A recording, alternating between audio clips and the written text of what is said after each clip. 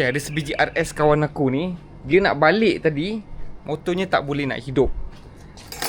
Try tengok. So meter hidup semua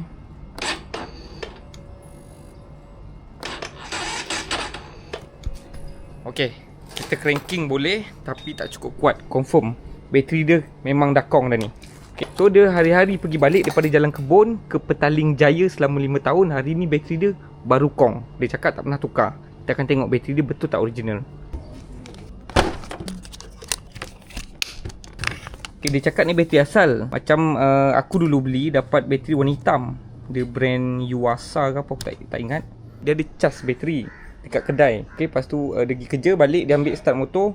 Aku rasa mungkin kedai motor tu dia dah soku dia punya bateri lama masa dia cas tu, bateri original dia. So dia gantikan dengan bateri yang warna hijau tu.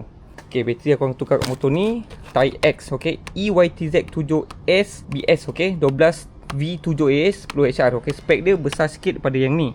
Okay, tapi dia punya size sama saja. Ada chop C-rim. Okay, produk ni memang tulen. Lepas tu diperakui dekat Malaysia. Bateri Type X ni dapat Malaysian Book World of Record. Okay, nombor 1 sales bateri paling rancak dekat Malaysia.